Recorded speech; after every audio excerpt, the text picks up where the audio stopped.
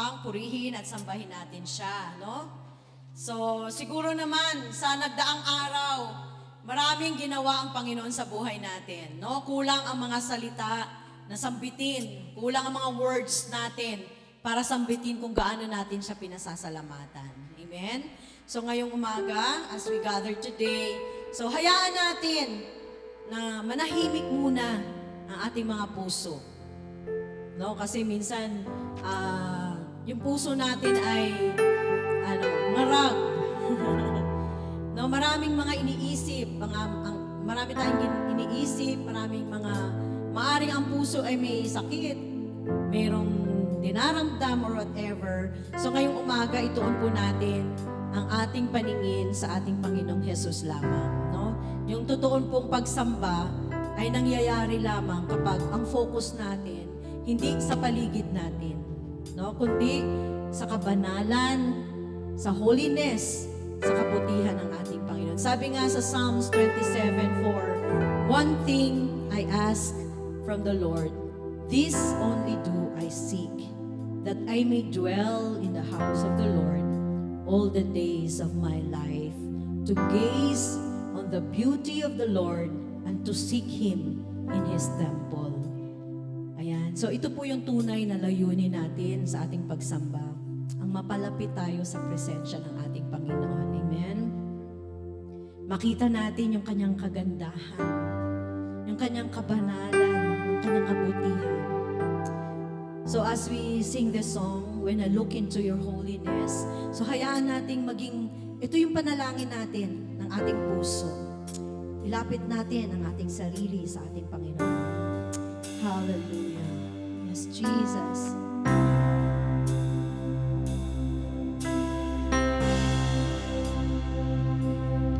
When I look into your holiness, when I gaze into your loveliness, when all things that surround become shadows in the light of you.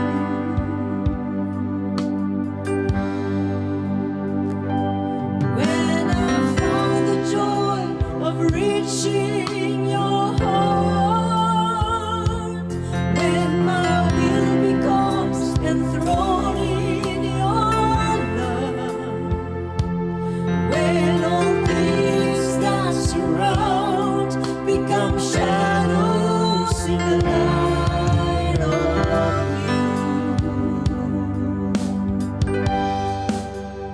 I worship you. I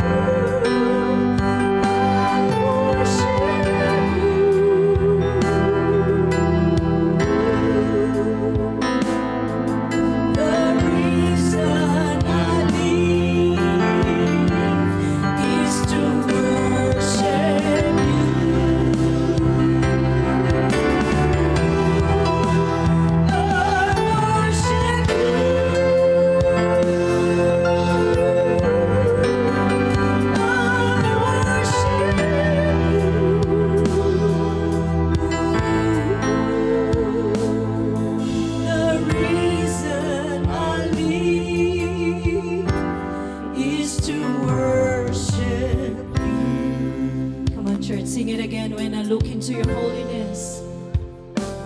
When I look into your holiness. Oh yes, God. Hallelujah. I gaze into your love. Oh, you are so beautiful, oh God.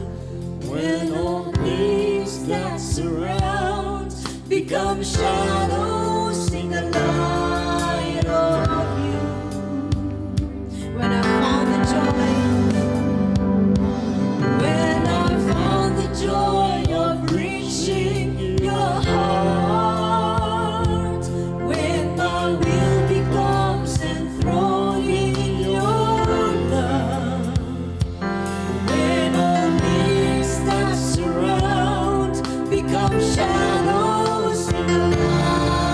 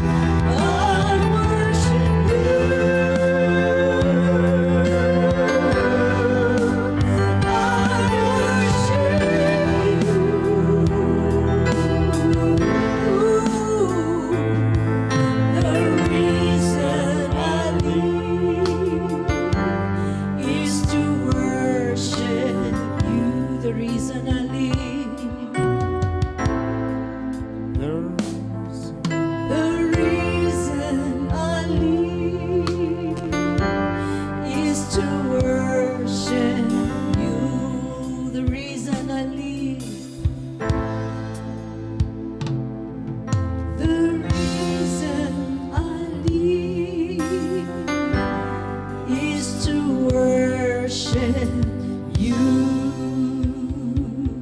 Yes, Lord.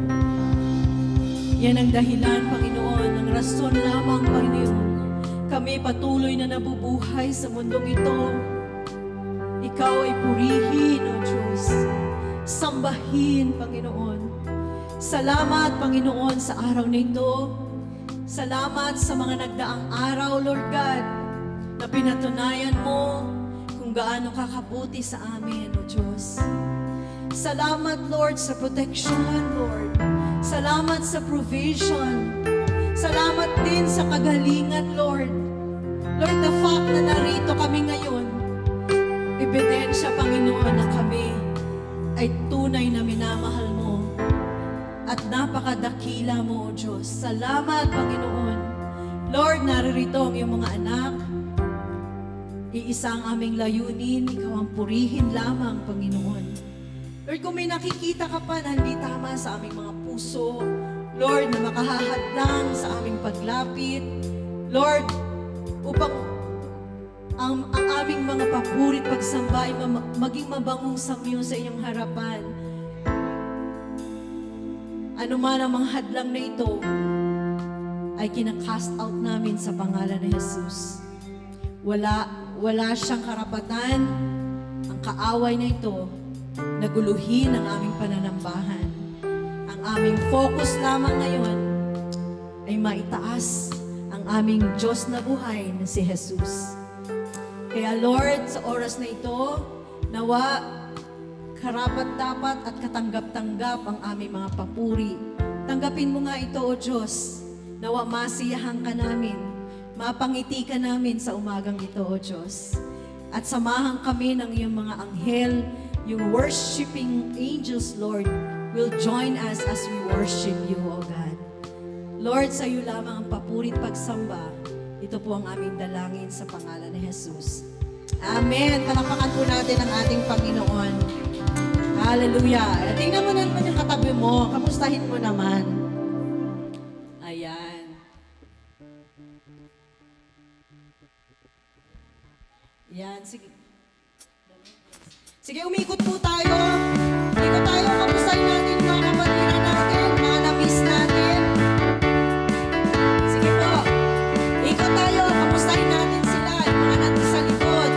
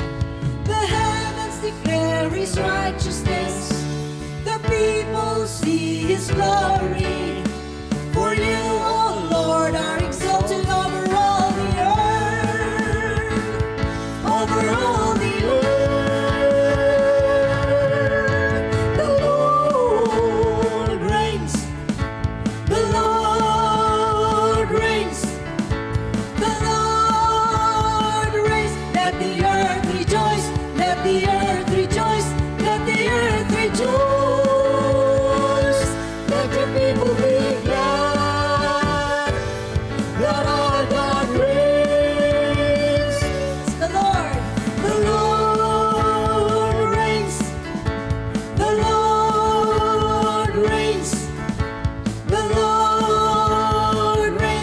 the earth rejoice, let the earth rejoice, let the earth rejoice.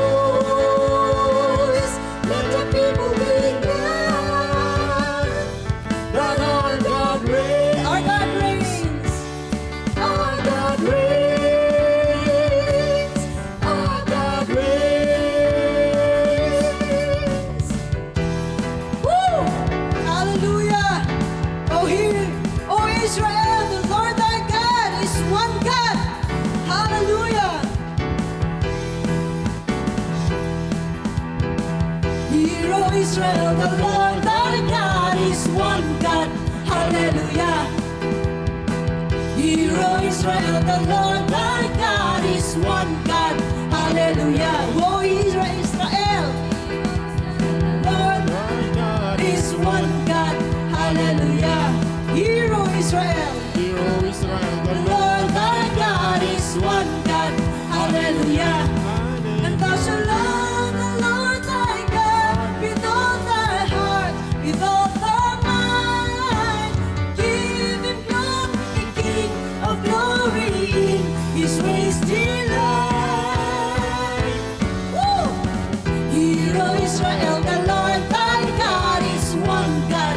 Hallelujah! Hallelujah! Hear, O Israel, the Lord thy God is One God, hallelujah. Hear, O Israel, hear, O Israel, the Lord thy God is one God, hallelujah. Hallelujah. Hear, O Israel, the Lord thy God is one God, hallelujah. And thou shalt love the Lord thy God with all thy heart, with all thy mind, and give him glory, King of glory, in his ways delight.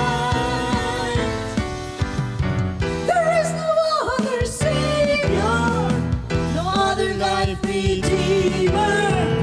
We give our all to praise you and lift our voice in declaration. Hear, O Israel, the Lord thy God is one God. Hallelujah. Hear, O Israel, the Lord thy God is one God. Hallelujah. And thou shalt love the Lord thy God with all thy heart, with all thy mind, and give him glory, King of glory, in his ways delight. Hear, O Israel, hear, O Israel, the Lord thy God is one God. Hallelujah. Hear, O Israel, the Lord thy God is one God. And thou shalt love the Lord thy God with all thy heart, with all thy mind, and give him glory, King of glory, in his ways delight. There is no other Savior, no other life redeemer. We give our all to praise you and lift our voice. Come on, church, hear, O Israel. Hear, O Israel, the Lord thy God is one God. Hallelujah. Hear, O Israel. Hear, O Israel, the Lord thy God is one God. Hallelujah. Come on, sing it again. Hear, O Israel, the Lord thy God is one God. Hallelujah. Hear, O Israel, the Lord thy God is one God. Hallelujah. Woo! Yes, Lord. Truly, Lord. We love you, God. We love you, Jesus. Hallelujah. Hallelujah. Pwede po tayong magbasa muna ng scripture sa Psalm 96, 9-13. Ang sabi doon, Psalm 96, 9-13. Sabay-sabay po natin. Basahin. 9. Worship the Lord in the splendor of His holiness. Tremble before Him, all the earth. Say among the nations, the Lord reigns. The world is firmly established. It cannot be moved.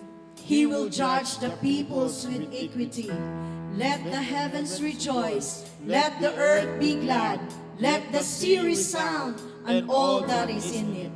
Let the fields be jubilant and everything in them. Let all the trees of the forest sing for joy. Let all creation rejoice before the Lord. For He comes to judge the earth.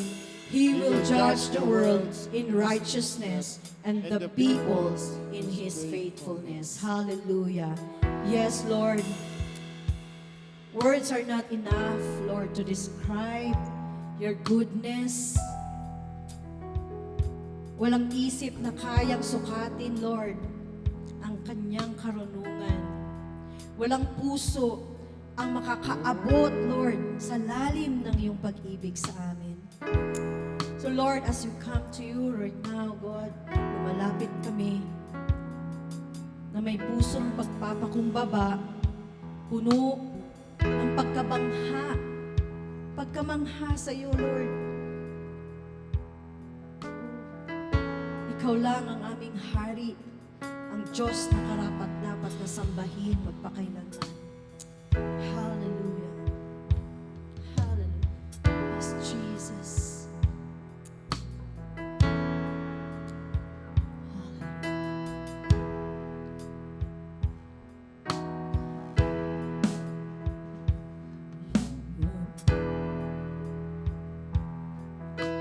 Yes, Jesus, you are beautiful beyond description.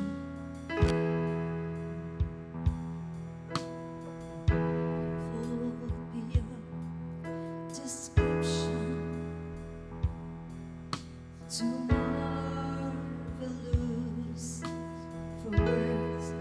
Yes, Lord. Too wonderful for comprehension. Like nothing.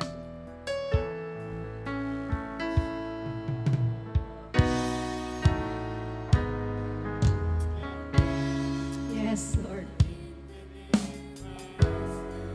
Hallelujah.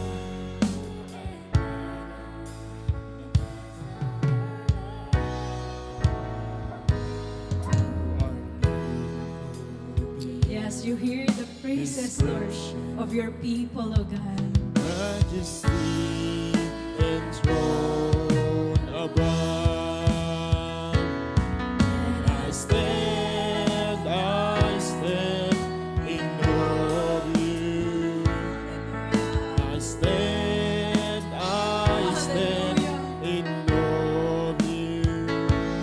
Holy God, to whom all praise is due.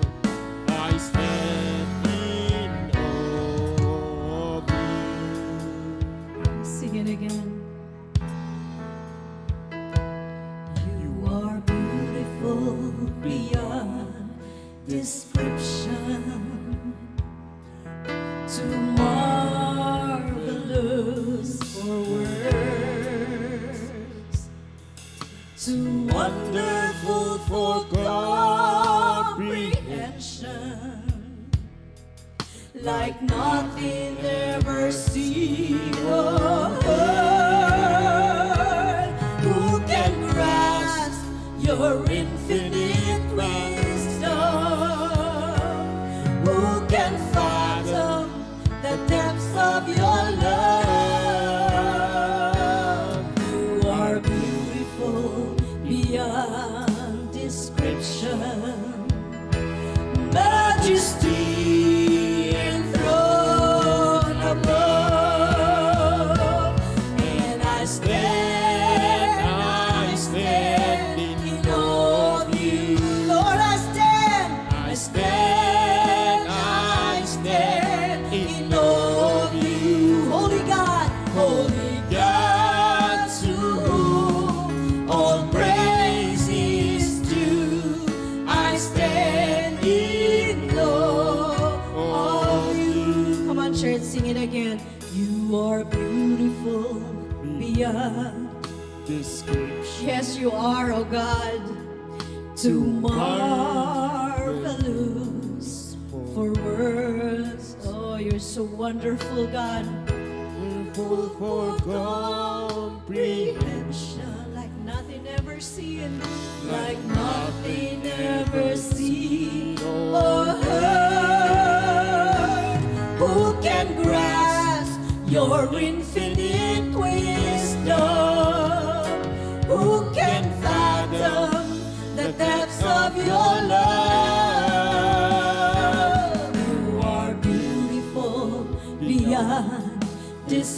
salvation. Yes, you are, oh God. Majesty enthroned above. And I stand in awe of you. I stand in awe of you. Holy God, to whom all praise is due. I stand in awe of you. Come on, sing it. I stand, and I stand in awe of you. I stand in awe of you. Holy God, to whom all praise is due. I stand in awe. Come on, for the last time, I stand, and I stand in awe of you, Lord. I stand in awe of you. Holy God, to whom all praise is due. I stand in awe of you. I stand in awe of you. I stand in awe of you. Yes, Lord, we stand in awe of you, O God. Words are not enough, Lord, to describe how good you are to us, O God. So this time, Lord, we give you our heart, we give you our soul, everything in us, Panginoon. Just have your way in our hearts right now, O God. Have your way, Lord, have your way. This is my desire, to honor you,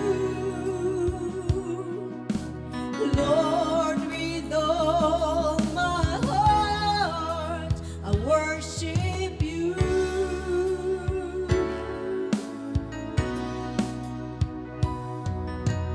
All I have within me, I give you praise. I give you praise. All that I adore is in you. It's in you.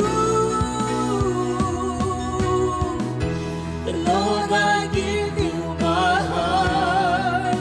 I give you my soul. I live for you alone. Every breath that I take, every moment I'm away. Lord, Have your way in me.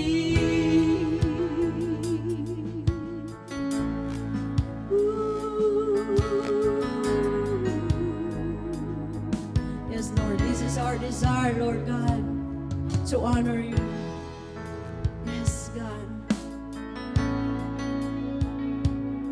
Hallelujah.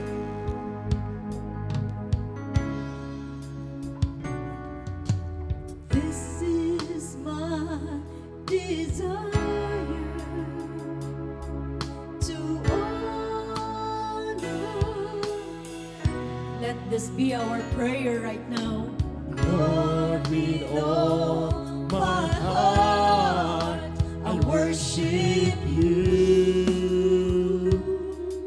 Lord, all we have within us, Lord, All I have within me, I give you praise.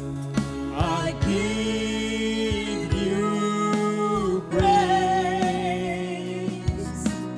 All that I adore is in you. Is in you.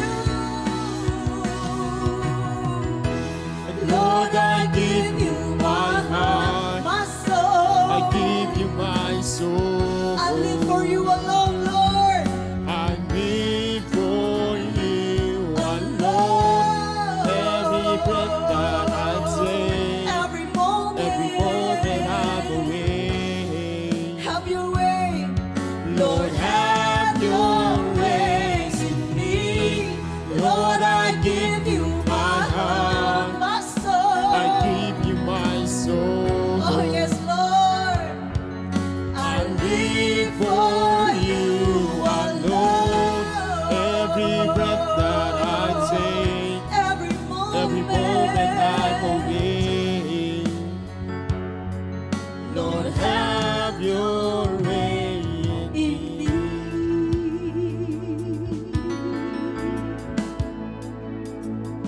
Let us open our hearts right now.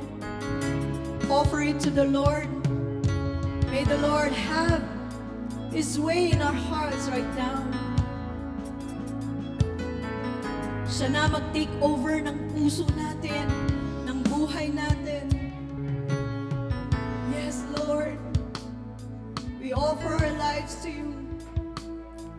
Our hearts, our soul, or everything, Lord God. Lord, because we acknowledge that we can do nothing without you in our lives, oh God. Hindi namin kaya, Panginoon, sa sarili lang naming wisdom, sa sarili lang namin, Lord. Hindi namin kaya kung wala ka sa buhay namin, Lord. Kaya, Lord, have your way in our hearts right now. Have your way. Have your way. Oh, Holy Spirit, move. Move in this place right now. Move in this place. Fill us again. Fill us up, Holy Spirit. Fill us up, Holy Spirit. Fill us up. Fill us up. Fill our hearts. Punuin mo, Panginoon. Punuin mo, Banal na Espiritu, ang aming mga puso. Sapagkat Ikaw lang ang kulang, Lord. Ikaw lang makakakumpleto. Ikaw lang ang makakakumpleto nito, Panginoon. Have your way, Lord. Have your way. Have your way, Jesus. Oh, yes. Hallelujah. Hallelujah. Hallelujah. Oh, yes, Jesus.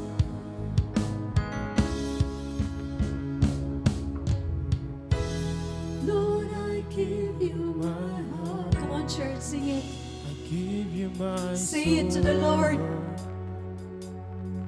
I live for you Yes. alone. Yes, Lord. Every breath that I take, every moment I'm away. Lord, have Sing it your again. way In in me, me. Lord, I give you my heart. my soul. I give you my soul. Yes, oh God. I live for you alone. Every breath that I take, every moment I'm away. Lord, have your way in me. Lord, I give you my heart. I give you my soul. I live for you alone. Every breath that I take, every moment I'm away. Lord, have your way in me. Yes, Lord. Have your way. Have your way. Church, we are standing before the presence of the Most High God. Ano po bang pwede nating ibigay sa Kanya sa oras na ito? Can you give your heart to Him? Maaari ba natin ibigay ang ating buong puso at ang ating buong kaluluwa sa Kanya sa mga oras na ito? If there's anything in your heart na feeling mo ay hindi karapat-dapat sa Kanya. Wala kang magagawa para ayusin ang puso mo. All that you can do is give that heart to the Lord. Kahit po gaano kasama ang isang puso, kahit gaano po karumi, kahit gaano ka rami ng pagkukulang, God is willing to take your heart and my heart. No one is worthy of God. Hindi po tayo karapat-dapat sa Kanyang holiness. Wala pong sino man sa atin ang nakaabot sa Kanyang kaluwalhatian. Lahat po tayo ay kinapos. Lahat tayo ay kulang. But because of God's forgiveness and His great love and mercy and grace, we can come before His presence just as we are. God wants honesty from us. Let's come to Him and tell Him everything about us. Let us just praise Him and worship Him and tell Him kung ano po ang ating nasa puso. Let's do it individually. Hallelujah.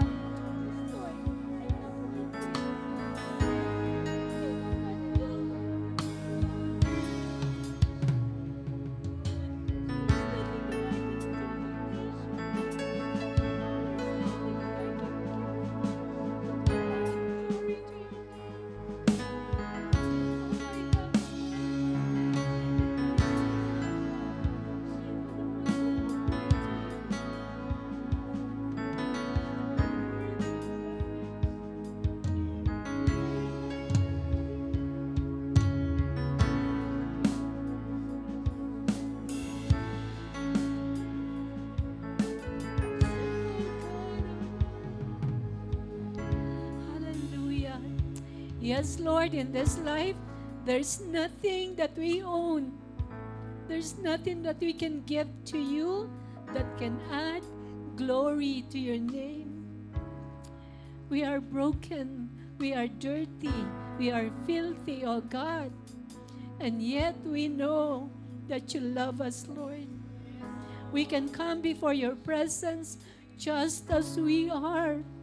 Lord, we open our hearts and our souls and our minds to you. Nagpapasakop kami sa iyo ngayon, Panginoon. Expose our hearts. We come, Lord, as broken vessels. Only you can restore us. It is only you who can fill us. We are empty and broken vessels, but it is only you who can mend us and make us whole again. Maraming salamat, O Diyos, because Ikaw po ang nagpapahayag ng iyong sarili. Salamat sa iyong biyaya, sa iyong kadakilaan, at sa iyong pag-ibig. Sa oras pong ito, Panginoon, dinadakila ka namin sa aming kalagitnaan. Maraming salamat, O Diyos, na sa kabilaan ng masungit na panahon, you are here with us, O God, to receive praises and worship and adoration from us, O God. Maraming salamat, Lord, sapagkat ang bagyong ito, Panginoon, ay pinapalayo mo na sa aming bansa. We are praying for the rest of the country, Panginoon, sa mga kababayan naming patuloy na nakakaranas ng discomfort, Panginoon, dahil po sa mga kalamidad sa aming bansa. Lord, there are even so many Filipinos who are living in fear because of the fear of earthquakes, Panginoon. O Diyos, sa oras pong ito, nais naming ibigay sa iyo ang aming mga puso na puno ng takot at pag-aalala, mga puso at isipan namin na nalilito, nawawala ng lakas dahilan sa mga prophecies patungkol sa aming bansa. Alam namin, Lord, this is the country na pinaglagyan mo sa amin. And you have a purpose for each one of us to become a Filipino, O God. Wala pong ibang bansa kami na maaring mahalin at maaring ipanalangin sa iyo, kundi ang bansang Pilipinas, O Diyos.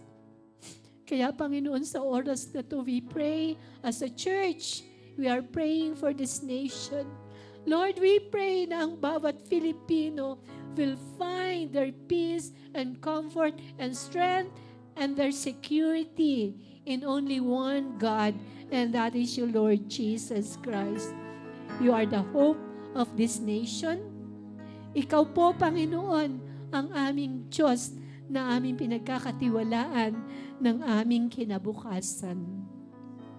Patawarin mo kami, Panginoon, when instead of praying, we tend to worry and we become anxious because of so many things that we see and hear from social media, Lord. Panginoon, ninanakaw ang aming kapayapaan, winawasak ang aming pagtitiwala sa iyo. But today, we are saying, Lord Jesus, in you we are complete. In you we are safe. Thank you, Lord Jesus, that our lives are in your hands, and your hands are the safest place on earth, O God. Hallelujah! Hallelujah! Salamat, Panginoon. Tanggapin mo ang aming papuri at pasasalamat. Maraming salamat sa kabutihan mo sa aming mga buhay. And to the church, the Lord may be asking you, what do you want me to do for you today?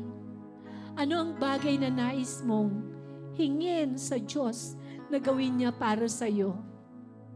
Whatever it is, makipag-usap ka sa Panginoon, because God can see us individually. Privately, He is looking at your heart. Speak to Him. Sabihin mo, is it healing that you need? It is divine provision, protection. Do you need wisdom? Do you need favor? Do you need a miracle sa iyong buhay? The Lord is willing to do that for you. Nais niya yang gawin para sa iyo. Nais niyang makita mo ang kanyang kapangyarihan so that your heart will remain in Him. Hallelujah! Panginoon, marami po sa amin nahihiya humingi. Marami po sa amin kulang ang pananampalataya. We cannot believe that you are going to do something for us. As if marahil ang iba ay bibigyan mo, pero kami ay hindi. Lord, we pray, I pray that you would give us the gift of faith to believe, not only to be saved, but even to believe that you will do the impossible for us. Lord, fill our hearts with faith, even as we hear and we listen to your word, oh God. Because it is said that as we listen and hear your words, oh God, faith will come to us. So Lord, we pray that as our Brother Gilbert speaks to us this morning, hayaan mo, Panginoon, na mangusap ka sa amin so that our faith will become stronger and deeper and greater, oh God, because it is only by faith that we can please you, Lord. Salamat din, Panginoon, sa patuloy na pagkilos mo sa aming kalagitnaan, patuloy na pagpapahayag mo na yung sarili. Pagpalain mo ang bawat isa as we come before your presence to listen to the preaching and teaching of your word. We pray for your anointing upon our brother today, upon us as we listen. We pray in Jesus' name. Amen.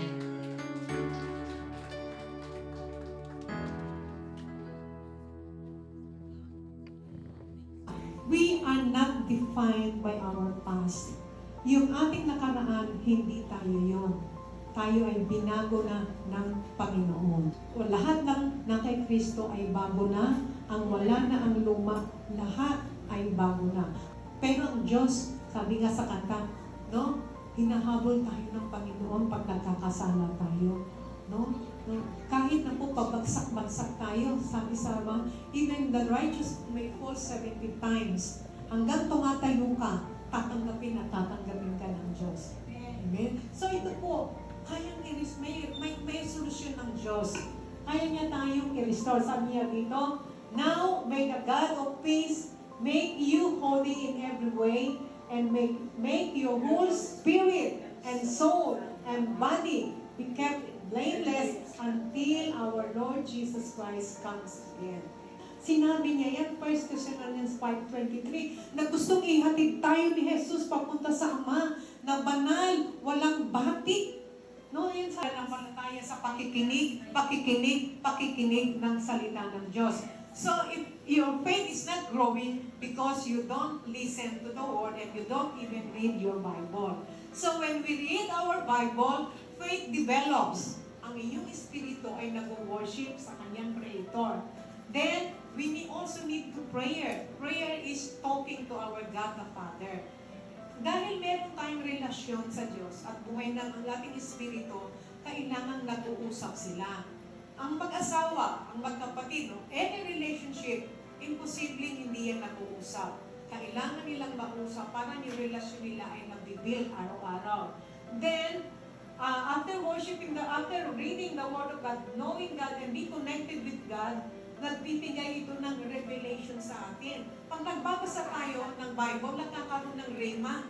Para ba yung mga titik ng Bible, nabubuhay, ay sasabihin mo, parang ako ito Minsan naranasan niyo ba yung nagbabasa kayo ng Bible, umiiyak kayo, tapos basta may nangyayari sa atin because the Bible is the Word of God, the food of our spirit.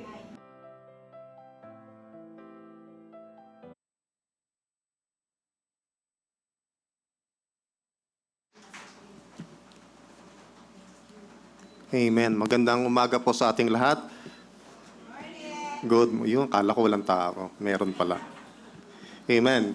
So, ang topic na binigay sa ni Pastora, ito po ang ating pag-usapan. Ito yung pagbubulay-bulayan natin. Ito yung pag-share natin later on. So, God gives you a new heart and a new spirit so you can have the mind of Christ. So, ano ba tong mind of Christ? Ano ba yung nasa isip? Ano ba yung iniisip ni Kristo? So, ito yung mga pag-aaralan at pag-uusapan natin. Right? So, basahin muna natin yung ating verse. Makikita natin to sa aklat ni Ezekiel, chapter 36, verses 26 to 27. So, pakibasa muna yan and then, natin. Sabay-sabay po kayo. 1, 2, 3, go.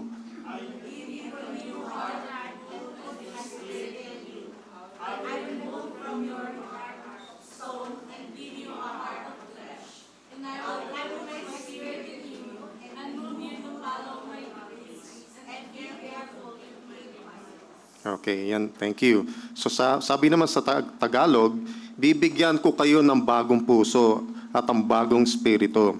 Aalisin ko sa inyo ang pusong bato at bibigyan ko kayo ng pusong laman. At ilalagay ko ang aking spirito sa inyo upang sumunod kayo sa aking mga utos.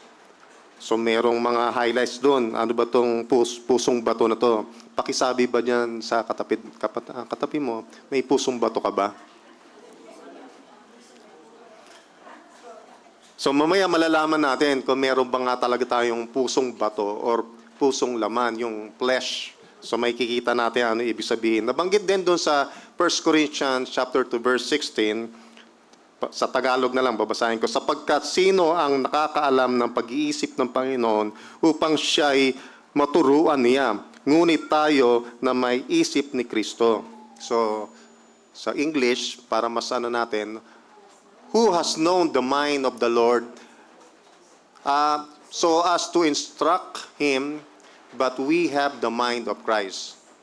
So sino nga ba talaga yung nakakaalam kung ano ang nasa isip ng ating Diyos? So sino tayo daw mga tao na nasa atin din po yung Espiritu ng Diyos. Tayo lang makakaintindi at tayo lang makakakita. Itong pinag-usapan natin, related to do sa nabanggit at shinare sa atin ni Ate Nitz. So, yung buhay natin, yung tao, as a laman, yung body, soul, and spirit, kung natatandaan natin. So, marirelate at makikita rin natin dito. May 3 diyang points na yan yung goal natin. Ito yung dapat nating makita or new heart, new spirit, and mind of Christ. Yan yung ending at yan ang pagtutuunan natin. So, makikita nga natin sa Ezekiel that God reveals His promise na mag-transform o baguhin ang ating mga puso, replacing the stone with flesh as a renewal. So, yung mga matitigas na puso, yung mga walang pakiramdam na puso, ay mapapalitan eventually ng pusong laman na talagang makakamit or mararamdaman mo lahat ng pangungusap ng Biblia o salita at even the Spirit. So mararamdaman natin. Kaya kumisan, masasabi natin, ano ba yung binubulong at sinasabi sa atin ng Diyos? Kumisan, hindi natin nararamdaman o hindi natin nakikita dahil nga daw dun sa problema natin na dahil meron tayong problema sa ating puso. Okay? So sinabi ni Ate Nitz, yung katawan natin, ang nakikita lang ng katawan natin ay yung makamundo. Yun lang yung talagang gusto ng katawan natin eh. Yung masarap, lahat ng pagkain masarap, yung magaang sa katawan mo, ayaw mo maghirap. Yun lang yung nakikita. Then yung soul mo, kasama dyan yung puso, yung pag-iisip, yung decision natin, yung kaluluwa mo, ang tinitingnan lang niyan is pang sarili lang niya. Ikaw lang, wala nang iba. Wala siyang pakialam sa kapwa mo, even asawa mo, wala siyang pakialam. Kasi sarili mo lang eh. Tinitingnan. And Espiritu, ito'y dapat ay laging pataas lang. Kay Kristo, sa Diyos lang to. Yun yung talagang kailangan natin ma-renew. Kaya itong series na pinag-usapan at talagang gusto ni Pastora na ibigyan ng diin sa atin, talagang ma-renew talaga yung Espiritu natin. Amen? So next, ito yung mga reason bakit nga ba raw tumitigas or nagiging pusong bato tayo at mayroon tayong pusong bato. Ano itong mga reason na to? Ano itong mga dahilan na to? Number 1, sin, kasalanan. When a person keeps living in sin and doesn't repent, their heart slowly becomes numb to God's voice. So,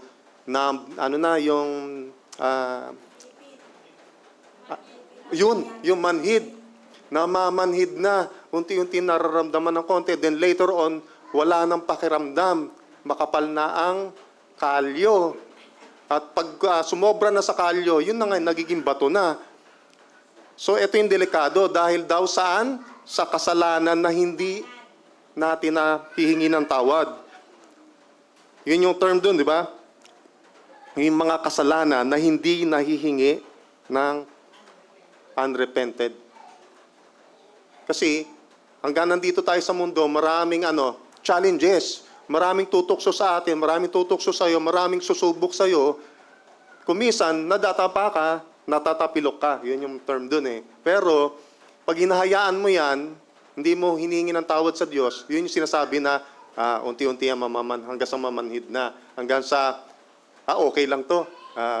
Hindi naman siguro papatawarin ako ni Lord. Ganun ang umpisa niyan eh. Okay hanggang sa ang isip natin, lahat ng maling ginagawa natin, tama na.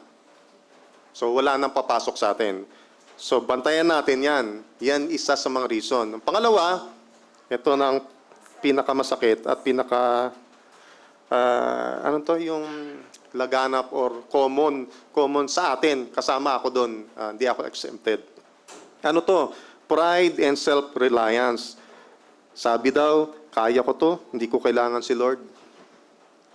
Kasi nga proud siya, dahil doon sa pride ko minsan, ito yung nagbibigay puwang ngayon doon sa diablo na talagang lalo kanyang patigasin yung puso mo hanggang sa hindi mo na, huwag ka na talagang mag-rely sa Diyos kasi because of your pride. Dahil sabi mo, kaya kong kitain yan. So, walang problema. Kahit ma-hospital ako, may pambayad ako. Yun yung mga ganon. Mga issues and mga challenges na kasama sa pride. At again, laging yung sarili mo lang iniintindi mo. Kasi nga, makamundo ka, at tapos yung katawan mo, inutusan yung kaluluwa mo na sambahin at sundin yung sarili mo. Hindi si Lord. Dahil hindi ka na nakikinig eh. So, ito yung pangalawang reason. At pangatlo, sabi doon, unforgiveness and bitterness. Yung bitterness daw ay parang lason. So, unti-unti yang papatayin or lalasunin ng iyong puso na hanggang sa na-realize mo, wala na. Patay na yung puso mo, nabalot na ng ng kung ano nung dumi, bato, at hindi na siya nakakahinga. Dahil nga, punong-puno na ng lason. Ano itong mga lason na to? Yan nga, hindi mo pinagbigyan yung kapatiran mo, si brother, si sister, hindi ka lang niya napansin ng konti, magtatampo ka na, hindi napagbigyan ng asawa or ng magtatampo ka na. Di ba? So, yun na isa. Tapos yung bitterness, yung mga tinatago mo pa na nilalagay mo sa baul, pinoproteksyonan mo pa, talagang inaalagaan mo yung mga problemang yan, binabaul mo nga kasi gusto mo, bubuksan mo later on yan. Saan mo gagamitin? Panlaban mo? Saan? Sa asawa mo, sa kasama mo, kanino? Kay pastora? Ganun ba?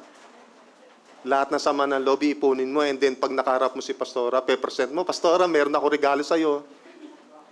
So lahat ng sama ng loob, ganun ba? Hindi, di ba? Kasi yun din magdidiin at magbibigay sa atin ng pusong bato. Sino ba yung kumanta ng pusong bato?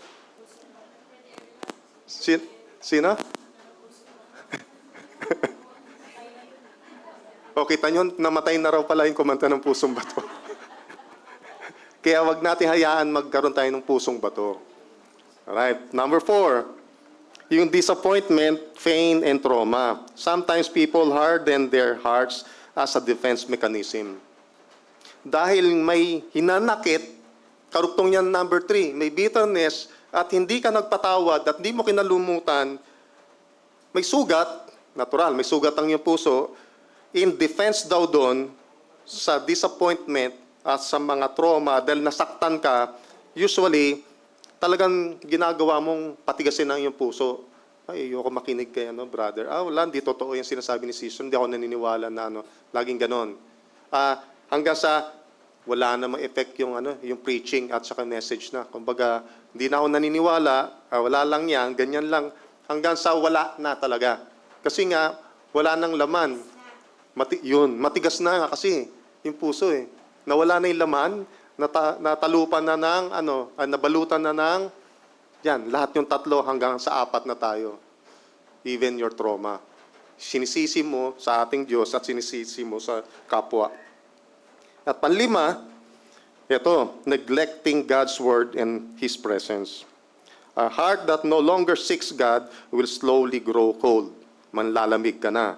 So yung mga tao, tayo, na hindi na tayo nagbibigay ng oras para sa ating Diyos na makinig ng Kanyang salita, magpuri sa Kanya, mag-aral, magbasa, at kumausap sa pamamagitan ng panalangin. Pag hindi na natin ito ginagawa, or wala nang bagay or sa atin, ito na, yung mga signal na palapit na tayo na mamatay.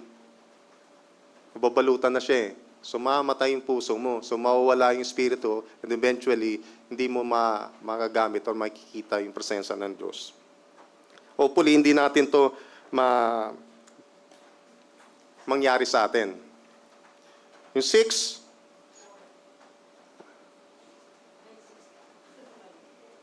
ano yung rebellion and stubbornness. Yung pag nagre-rebelde ka na. So, ito rin ang magbibigay na para tumigas ang ating mga puso at katigasan daw ng ulo. Ayaw magpasakop sa kalooban ng Diyos, di ba? Ayaw na umattend, ayaw na masasabihan ni pastora, ayaw masasabihan ng mga kapatiran. Yan yung mga signal na may pusong bato ka na, kapatid, brother, sister. Kasi, kinakamusta lang kayo, pinagsasabihan lang po tayo. So, yun na signal, ha? pag nasaktan tayo ng todo, and then bumaliktad tayo, nagrebelde tayo, tapos pinairal natin ang lahat ng yung anim na yan, signal na po yung mga kapatid. Nasimulan na natin na unti-unti tayong lumapit at humingi na kapatawaran kay Kristo. Kasi nga, magkakaroon na kayong pusong bato. And sabi ni Arnie, patay na raw yung kumantanong, kaya baka makahabol pa kayo doon.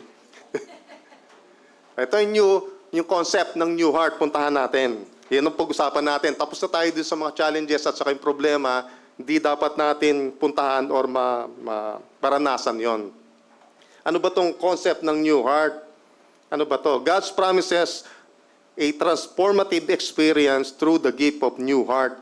This new heart symbolizes sensitivity to His presence, opening our lives to His love, grace, replacing the hardened heart of stone at magiging tender and responsive. So hindi lang laman, hindi word na tender, and also responsive. So saan siya magiging responsive? Responsive siya sa presensya ng Diyos at sa Espiritu ng Diyos. Pag may binigay sa inyong pangungusap ang Diyos, mga talata, Bibles, or let's say, kinamusta ka na inyong kapatiran, nabigyan ka ng paalala, yan, ma-open ka, tinatanggap mo lahat ng magagandang bagay in a positive way. Dahil nga responsive yung puso mo, tinatanggap mo, even correction, tinatanggap mo. Dahil open ka. Amen? And yung word, naka-bold dyan, transformative. So, mata-transform tayo through this experience. Yun yung pinakamaganda doon. Yung ginto daw, hindi yan nakukuha basta-basta. Dumadaan niya sa maraming proseso. Para makuha mo yung pure 24 karat gold, marami pong pinagdaanan yun na proseso. So kaya tayo, ganun din. Dumadaan din tayo sa maraming proseso. Yung puso natin. Para darating tayo doon sa finish line, kailangan gampanan po natin at tanggapin po natin lahat ng katuruan, pagsasaway sa atin, tanggapin natin kasi part yun. Kung hindi, wala. Mag-e-end up ka doon sa end process na bato ka pa rin. Hindi ka magiging ginto. Ano ginagawa doon sa bato? Doon sa minahan? Tinatapon. Dahil walang silbi. Ang kinukuha nga yung precious gold, yung pure gold. Next. God gives you a new heart para maging sensitive daw sa Kanya. Ito po yung nakita niyo yung pusong bato? Ito. Kamusta niyo yung kapatid niyo? Brad, sister, ganyan ba ang puso natin? Pusong bato? Hindi, di ba? So, tapos na tayo, nasa positive na tayo. Hindi daw po tayo ganyan. Wala tayong pusong bato. Yan matigas, sarado sa salita ng Diyos, walang pakiramdam sa presensya niya at walang pakiramdam sa kapatiran, walang pakiramdam or pakialam sa iglesia. Yan na may mga pusong bato. Pangalawa, pusong laman. Ano daw yung pusong laman na yan? Yan yung kanina sinabi ko na tender and responsiveness ng ating puso. Marami sa atin ang gusto ng pagbabago ng buhay. Normal yan sa atin. Walang may gusto rito na kahit tanungin natin na mapunta ka sa impyerno, wala. Siyempre, lahat tayo gusto natin mabago, gusto natin umasenso, gumanda at gumaang ang buhay. Lahat yan gusto natin. Pero madalas, panlabas lang yun. Pakitang lang daw, ugali lang, itsura or kilos, panglabas lang. Pag tinanong kayo ni Pastora, kapatid, kamusta ka? Okay po ako, Pastora. Pero hindi pala. Bakit? Dahil nahihiya tayo kay Pastora o sa Diyos na, Lord, pasensya ka na, nagkulang ako. Lord, pasensya ka na, patawarin mo ako, may pagkakasala ako. Kasi hindi natin masabi yun eh. Dahil, yun nga, pusong bato. Kaya dapat pumunta tayo dun sa pusong laman, your flesh, yung tender and responsive. At yung illustration down nito, parang lupa or sa palayan. So, tama. Hindi yan basta-basta kala lang natin lupa, sabuyan mo yan ng itutubo na ng basta-basta yan. Marami pong proseso yan. So binubungkal yan bago palagyan ng fertilizer. Bubungkalin yan, i-expose mo yan sa araw, papaikutin, kailangan ma-expose siya sa ultraviolet, tapos sabay yung tubig, tapos yung oxygen, hanggang sa mawala lahat ng acidity or yung dumi dun sa lupa. So yung mga bulate, kailangan mabuhay dyan. Tingnan nyo, pag yung lupa ay walang bulate, ibig sabihin unhealthy yan. So kailangan ma-prepare yung kasi walang nabubuhay na living things doon sa patay na lupa, sa tigang na lupa. Kaya rin tayo, may proseso rin sa atin, ang ating Diyos. Pine-prepare niya, ang ating puso para pag lahat ng itinanim niya, magbubunga yan. Bukod sa bunga, mas mabilis siyang tumubo. Kasi nga, well-fertilized at well-open yung at maganda yung lupa or maganda yung puso natin. Yan ang pinaka-importante at gusto natin puntahan. Sabi nga ni Ezekiel, aalisin ni Lord ang pusong bato. So, sabihin sa kapatid mo, sa katabi natin, aalisin ni Lord ang pusong bato daw natin. At papalitan ng pusong laman, yung flesh na tender and responsive sa Kanya. So, papalitan ni Lord. Sabihin mo sa katabi mo, papalitin ng Lord ang ating puso. Amen. Pag nagkaroon na raw tayo ng pusong laman, tender and responsive, nagiging sensitive tayo saan? Sa boses niya. Pag nangusap si Lord sa atin, nakakatch natin kagad at naririnig at higit doon, naiintindihan o nauunawaan natin yung mga mensahe at gustong pagawa sa atin ni Lord. Hindi dapat tayo magtaka at malaging, Lord, ano ba nangyari sa buhay ko? No, walang question na ganun. Kasi maliwanag lagi ang ibibigay sa atin or maiintindihan natin. Amen? Sabi doon sa Psalms 51:10, ang sabi doon ay, create in me a clean heart, O God, and renew the right spirit in me. May spirito tayo. Ang spirito natin, ito yung buhay na galing sa Diyos. May spirito tayo. Pero ang sabi doon sa Psalm, sabi ni King David, renew a right spirit within me. So, kailangan mabago yung spirito, ma-renew or ma-recharge. Sanay tayo sa phone natin, ma-recharge ang spirito natin. Kanino? Sa spirito ng ating Diyos. Kasi yung spirito na sa atin, spirito lang natin yan. Without the Spirit of God, hindi tayo makukumpleto. Importante na humawak or umasa tayo sa spirito ng Diyos. Next. God gives you a spirit para magkaroon daw tayo ng power or kapangyarihan. Ngayon, sabihin mo sa katabi mo, Brad, sister, meron pala tayong kapangyarihan. Amen. So, hindi doon natatapos. Akala lang natin, ang daming problema, ang daming challenges, pero meron daw palang ibinigay sa atin ang Diyos na kapangyarihan. God's promises or promise of placing His Spirit within believers that will empower them to navigate life's challenges. This divine support ensures that you will or us will never be alone, enabling obedience, strength through the Holy Spirit, guiding them in their daily walk with Christ. So ito daw yung mag-i-empower para ma-navigate or malakad or matapos nating ang buhay na ito nang walang kahirap-hirap. Nasa Kanya o nasa ating Diyos. Sa pamagitan daw ng banal na Espiritu na mag-guide sa atin. Siya yung magsasabi sa iyo na kuminsan naranasan nyo na sabi nyo parang mabigat sa loob ko itong gagawin kong desisyon. Kasi nga merong nagko-convict sa atin at may nagbubulong sa atin na gumawa ng tama. Naranasan ba natin kuminsan to? So yun yung banal na espiritu, ibig sabihin, nararamdaman or naririnig mo, wala kang pusong bato, andun pa, enough yung mo, meron kang responsive na puso. So, pakikinggan natin itong mga bagay na ganito. Alright? At ganun din, sabi ni Ezekiel, ilalagay ko ang aking spirito sa inyo. Yung spirito ng Diyos ang mapapasa atin para mas maging kompleto at mas maging open ang ating puso. Hindi ka raw nag-iisa sa laban na ito. So again, kapatid, hindi ka nagkakaisa, brad, sister. So sino ang kasama natin? Kasama natin si Lord at kasama nating Holy Spirit sa lahat ng laban ng ating buhay.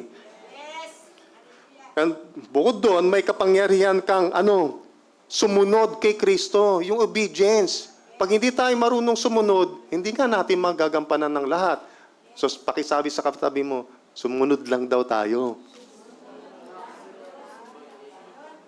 Yon, amen. And ang Holy Spirit daw ang nagtuturo, naggagabay, at nagpapalakas sa atin araw-araw. So maniwala tayo na mayroong banal na Espiritu. Andito ang banal na Espiritu. Amen? Ito raw, this is also means na we now have power to overcome sin. So lahat ng mga yan, yung kasalanan and challenges sa buhay, kaya daw natin ma-overcome. So, panghawakan po natin yun para hindi na bumalik, yung pusong bato. Kailangan maproteksyonan natin. And the Spirit will guide us and convict us. Yun nga sabi ko sa kanina, will convict us when we go wrong. So, may bumubulong at may nag-guide sa atin para maitama tayo or maniobra natin ang tama. Yun yung banal na Espiritu. And we can walk in obedience and intimacy with God. So yung pagsunod, yung intimacy, ito yung kaya mo at may lakas ng loob ka at meron tayong ihaharap sa Diyos at kaya natin lumapit. Saan? Through prayer. Yun yung kanina, kumisan, hindi ako makalapit kay Lord kasi alam niya, alam ko na may pagkukulang ako sa Diyos. No, this time, hindi na. We already overcome yung sin. Kaya na nating talikuran yan. At kaya nating lumapit sa ating Diyos. Amen. At sabi doon sa Romans chapter 8 verse 11, kung ang Espiritu ng Diyos na bumuhay kay Jesus mula sa mga patay, kung ang Espiritu ng Diyos na bumuhay kay Jesus mula sa mga patay ay nananahan sa inyo, sa atin, siya rin ang magbibigay buhay sa inyong mortal na katawan. So the same God, the same Spirit na bumuhay kay Kristo from the death, sa kamatayan, yun din yung Espiritu na nasa atin, na kayang buhayin at bigay at ma-overcome po natin lahat ng challenges sa mundong ito. Wala bang amen? Yun. Parang kotse lang daw. Bago nga yung kotse mo, pero kung hindi mo naman yan na-maintain, at higit sa lahat, walang gasolina, yung simple na lang, kotse mo, walang gasolina, hindi tatakbo, hindi yan makakalayo, hindi yan makakapunta sa patutuong paroroonan, kung yung mo. Ano daw ang gasolina do sa storya natin? Yung Espiritu ng Diyos ang nagbibigay buhay at lakas sa atin sa araw-araw natin. Yun yung power natin ngayon. Amen?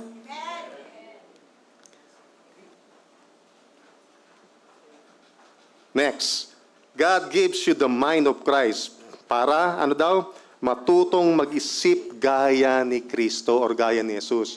When your inner spirit is made new, your thinking becomes to change also. So magkakaroon ng pagbabago, mag-iiba yung pananaw natin or pagtingin natin katulad ni Kristo. Ano sinasabi doon? Yung una, you see things the way Jesus sees them. Hindi na sa pamamagitan ni Ate Beth, sa pamamagitan ng pagtingin at pag-unawa ko. Ito ay magiging pang-unawa o paano nakikita ni Kristo ang bagay-bagay. Kung negative sa iyo yan, kay Kristo hindi po negative yun. Akala mo lang na negative, akala mo lang magpipail, pero may ibang gusto at may ibang gagawin ang ating Diyos. Amen? You love what He loves and hate what He hates. Paano to? So yung mga taong ikaw, as a tao, ako, yung mga taong hindi ka ibig-ibig, iibigin. Kasi si Kristo, gano'n, wala siyang pinipili. Di ba? So ikaw mismo, yung matutong mong mahalin yung alin. Simple lang. Mahalin mo yung biyenan mo. Dahil ayaw mo sa biyenan mo. Mahalin mo yung biyenan mo. o yung kaaway mo. So, ganun lang po kasimple. And you make decisions aligned with God's will. So, hindi na ikaw nagdi-decide sa pamamagitan ng ano yung sa tingin ko, sa tingin mo. Hindi. Lagi ka magko-consult, Lord, may your God's will, kung ano man ang gusto nyong mangyari at makuha ko, your will be done. Hindi yung, eto, pipilitin ko yung sarili ko. No, hindi na po ganon. Ganon daw yung pag-iisip ni Kristo. Amen? So, maliwanag ba? Meron pa. So, ang isip daw ni Kristo ay may humility. May kikita sa Philippians 2:5-8, mapagkumbaba si Kristo. So, dapat tayo ganun din. Masunurin si Kristo sa kanyang Ama. May obedient heart si Kristo. So, dapat ganun din tayo. Mapagmahal. Ayan nga, kanina. So, dapat daw tayo ay mapagmahal din. Nakatuon sa layunin ng kanyang Ama. So, yung God's will. Kapag nabago ang isip natin or isip mo, nag-iiba rin ang paningin mo sa buhay. Hindi na lagi na lang paggising mo sa umaga, ano ba naman tong buhay na ito? Ganyan ba yung binibitawan natin? Paggising natin? Pag ganyan daw lagi po ang binibitawan natin, yan nga po ang mangyayari sa atin. Pero dapat paggising natin, papoprihan na natin ng Diyos. Saan? Sa magandang araw na ibinigay sa iyo. Yun dapat. Positive tayo. Ganun mag-isip si Kristo. At hindi siya makamundo. So, hindi na mundo ang priority mo. Hindi na yung priority natin. Kung hindi, yung makalangit na. So, ano yung mga makalangit na gawain? Ito, una, nasa church ka, Sunday, kesa na nagtatrabaho ka, kung ano man ginagawa mo sa bahay o sa ibang pagkakataon. Since andito kayo, hindi kayo may pusong bato. Mas makikita daw natin yung plano ng Diyos. Kasi nga, sa amin, sa office, si Luther andito. So, pag may mandate yung upper management, ang gusto nilang mga bossing, mag-isip kami out of the box. Kumbaga, may problema, wag mo tingnan yung problema lang, nasa loob ka lang. Kasi pag nag-iisip ka, naggagawa ka ng plano within the problem, hindi yun magiging perfect pag nagbigay ka ng solution. You need to go outside. Pag sinabing outside and think out of the box, lalayo ka. Tingnan mo lahat. God si Kristo at ang Diyos nasa langit. Ang nakikita niya lahat ang buong mundo. Hindi niya nakikita si Beth lang, si Kai lang, o si Gilbert lang. Lahat yan nakikita niya. So dapat daw tayo ganun din. Think out of the box. Ano ang pangailangan ni Pastora? Ano pangailangan ng iglesia? Ano pangailangan ng mga tauhan ni Ate Beth sa restaurant? Hindi yung ako lang. Hindi na ganun. Si Luther, may marami tao, hindi niya isipin kung ano yung kailangan niya. Kailangan maisip niya ano yung kailangan ng tao niya para magawa yung utos niya. So ganun. Ganun mag-isip si Kristo. So sa atin, ngayon, nasa atin yung Espiritu ng Diyos, Espiritu ni Kristo, or Holy Spirit.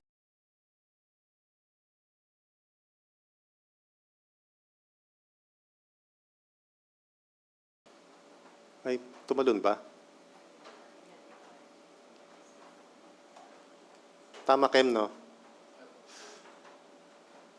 Isa pa. Ayan, then nabanggit na natin yan. So, obedience, compassion.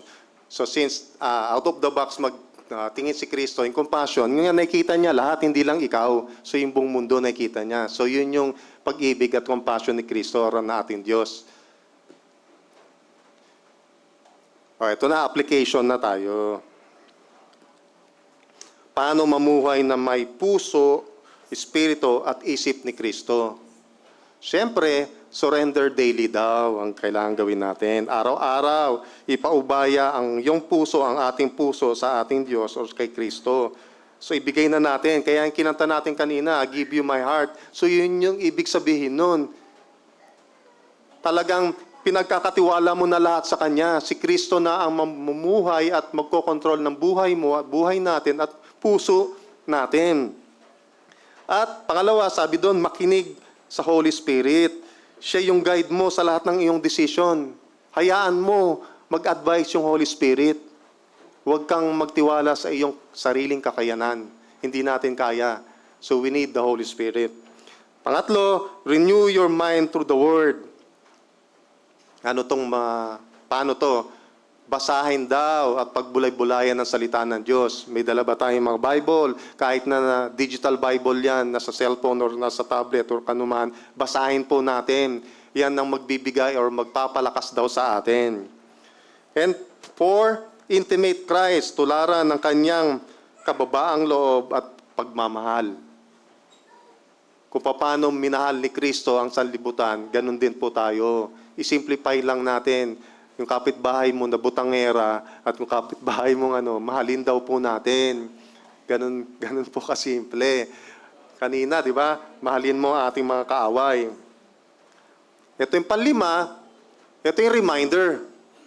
Guard your heart and mind. Huwag naman tayo magpabaya. Ang sabi rito, mag-ingat, huwag hayaan ang mundo ang muling patigasin ng ating puso. Makontrol ulit tayo ng ating worldly desires. Kasi andyan pa yung katawan eh. So, ingatan, bantayan. So, attend kayo ng mga fellowship, magbasa tayo ng Biblia, manalangin at lumapit kay Kristo para ma-remind tayo. And then, you always ask the Holy Spirit na, Holy Spirit, i-guide mo ako, i-advise mo ako sa lahat ng gagawin ko, sa lahat ng mga decision gagawin ko. Paubaya mo. Let the Holy Spirit kumilos sa atin. Amen? Conclusion. New heart plus new spirit equals new creation. So, na-transform na tayo. Meron na daw tayong isip ni Kristo na sa atin. Naunawaan na natin paano mag-isip si Kristo at ano ang nakikita ni Kristo. Naintindihan na natin. So, God doesn't just want us na ma-fix lang or maayos lang tayo. Ang sabi niya diyan, He wants to transform you or us. Mabago, kompleto, na brand new sa computer, ma-upgrade. Na-upgrade na po tayo as a being, as a human being, as a Christian. So meron na tayong new heart para magmahal gaya ni Kristo. Meron na tayong new spirit, bago na ating spirito para lumakad sa kanyang kapangyarihan. So lahat ng mga challenges, hindi yan hadlang sa atin because we have the Spirit of God. Amen? And last, the mind of Christ para mag-isip ayon sa kanyang kalooban. Hindi pang sarili natin, kundi kalooban ng ating Diyos. So kompleto na. So alam na natin, we have new heart, new spirit, and you are today a new creation. Sabihin mo sa katabi mo, Brad, kapatid, bagong nilalang ka na.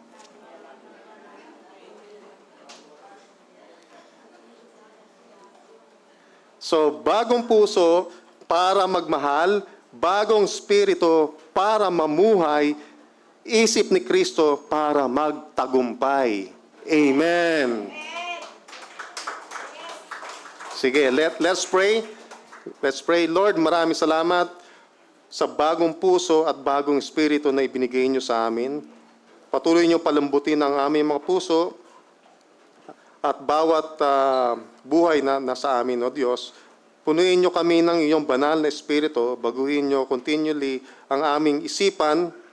Itanim ninyo ang iyong isip continually sa amin, O Diyos. Tulungan niyo kaming mamuhay ayon sa iyong kalooban sa araw-araw, O Diyos. Lord, kayo pong patuloy na kumilos sa bawat isa, sa aming mga buhay, sa aming mga puso, O Diyos. Nakikita niyong bawat desire ng aming mga puso, O Panginoon. Lord, we also pray kayo pong patuloy na mag-empower sa bawat brethren na narito, O Panginoon. Maraming salamat. This we pray in the mighty name of Jesus.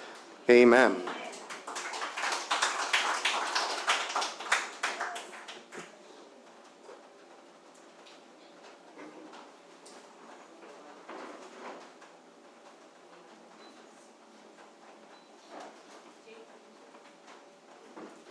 Magandang umaga po. Napakaganda po ng mensahe. Ngayon po sa ating pagtatalakayin, saglit lang po, hingi lang ako. Maikli lang naman yung message ni brother. dadagdagan ko lang ng kaunti po. In relation about, we're talking about the heart, no? Yung sa pagbibigay po ba, kamusta ang ating mga puso? Pusong bato ba ito o pusong laman? Okay po. Gusto ko pong balikan saglit. Yung unang-unang naging kasalanan dahil sa pagkakaroon ng hindi maayos na puso. Sabi po doon sa aklat ni Genesis chapter 4 verses 1 to 7. Hayaan nyo lang po para po yung ating espiritu ay mabusog ng labis ngayong umaga. Pagkatapos si Cain at si Abel. Pagkatapos noon, sumiping si Adan sa asawa niyang si Eva at nagbuntis ito. Nang manganak si Eva, sinabi niya, "Nagkaroon ako ng anak na lalaki sa pamamagitan ng tulong ng Panginoon. Kaya Cain ang ipapangalan ko sa kanya. At muling nanganak si Eva at ng lalaki at Abel ang pinangalan niya. Nang lumaki na sila, si Abel ay naging pastol ng mga tupa at kambing. So si Abel po ay naging shepherd, nag-aalaga ng mga hayop. Isang araw, naghandog si Cain sa Panginoon nang galing sa ani niya. So si Cain po ay farmer. Si Abel naman ay kumuha ng isang panganay sa mga inaalagaan niyang hayop. Kinatay niya ito at inihandog sa Diyos ang pinakamatabang bahagi. Nasiyahan ang Panginoon kay Abel at sa handog nito. Ngunit hindi siya nasiyahan kay Cain at sa handog nito. At dahil dito, labis ang galit ni Cain at kitang-kita ito sa kanyang mukha. Kaya tinanong siya ng Panginoon, "Ano ba ang kinagagalit mo? Bakit ka nakasimangot? Kung gumawa ka ng mabuti, kung nagbigay ka ng tama sang-ayon sa idinidikta ng iyong mabuting puso, hindi ka nakasimangot." Parang ganun po yon. Ngunit kung gumawa ka ng hindi mabuti, ang kasalanan ay katulad ng mabagsik na hayop na nakaabang sa may pintuan. Ganun pala ang kasalanan, isang tila mabagsik na hayop na nakaabang. No? Related po sa pinag-usapan natin ngayong umaga. Gusto ka nitong pagharian, ngunit kailangang talunin mo ito. In relation po sa ating pagbibigay, meron po tayong flesh, yung laman po na sinasabi ngayon na ito yung nagdidikta. Kay Cain, ang laman niya, ang pusong bato niya ang nagdikta. Siguro, sabi niya, naku, nakakaano naman. Tingnan niyo po, nung nag-alay si Abel, hinimay-himay kung papaano ginawa ng Diyos, ni Abel yung pagano, namili siya siguro, tiningnan niya lahat yung mga tupa, alin kaya maganda di? Ayun, mataba yun. No? Parang hinimay-may, pero si Cain, kumuha lang at nilagay doon sa offering place at sinilaban niya. Pero si Abel, tingnan niyo po, napakaganda po yung tinuturo sa atin na in order for our heart na maging flesh, magbasa ho kayo ng Bible. Yun lang ang sikreto ng pag-feel ng Spirit para mabagaw ang pusong bato. No? Yung puso po natin, suriin po natin sa pagbibigay. No? Ito po ba'y ginagawa ko lang ito dahil kasi nakakahiya naman pag ako nakaupo sa pag-offering, hindi man lang ako tumayo. Dahil ba doon, kaya tayo nagbibigay? O ito po talaga'y pinaghandaan mo. Nung 15 katatapos lang. Dapat po, at siguro po darating tayo sa pag-aaral din about yung money matters. Ano po? Sabi ko sa anak ko bagong trabaho, ang una mong aalisin, tithes and savings. Para yung gastos mo na naiwan mong sweldo, iaayos ni Lord yun. Unahin niyo po ilabas yung tithes. Yung tithes po talaga. Saka savings. Hindi pwedeng walang savings kahit 50 pesos. So, ikakamada ho ni Lord ang ating pagbibigay. Ang pagbibigay po is really an attitude of the heart. Okay? Sa puso po talaga yon. And God, kung gumawa tayo ng tama, nakangiti tayo. Alam niyo yun, pag nakakagawa kayo ng tama, nakangiti ka. Pero kung alam mong parang hindi tama yung pagbibigay ko, alam mo yun eh. Alam mo yun. Then, kung nagkaroon po ng ganong instances sa ating pagbibigay, ayusin po natin. At ang Lord ang Panginoon ay matutuwa sa atin. Hindi ho natin kayang ibalik hindi po kaya nating i-account ang Panginoon. Kasi sabi ng Lord, ang taong mapagbigay, hustong sukat, liglig, umaapaw pa, wala kayong paglalagyan. Huwag niyo pong, hindi lang financial ang bigay ng Diyos. Marami pong instances. Ang napakahalaga ay kapayapaan ng puso. Pangalawa lang, yung hindi ka nagkakasakit, bayad ka na sa ibinigay mo, di ba? So, tayo po ay, taas niyo po ang inyong ibibigay sa Panginoon, nanggaling sa puso. Let us pray. Dakilang Diyos, dakilang Ama na makapangyarihan sa lahat, Lord. Lord, may katuwaan po ang aming puso sa pagbibigay namin ito. Panginoon, Ikaw po ang nakakaalam ng lahat ng bagay. Hindi man namin, Panginoon, na hingin na ibalik mo ito, Lord, your word is always yes. At hindi ka sinungaling na Diyos. Lord, sa tamang pagbibigay ng aming puso, Lord, salamat, Lord, sa lahat ng pagpapalang na inihanda mo na para sa amin. Lord, hindi mo kami pababayaan kahit hindi kami manghingi ng balik. Lord, nauna na yung balik mo, Panginoon. Nauna na. Lord, sobra pa, Panginoon. Panginoon, basbasan mo ang perang ito na galing sa aming mga puso. At Lord, gamitin mo ito para sa pangangailangan ng iyong kaharian na pinagkatiwala mo sa simbahang ito. Bless the giver as you promise, for we ask this, Father, in Jesus' name. Amen.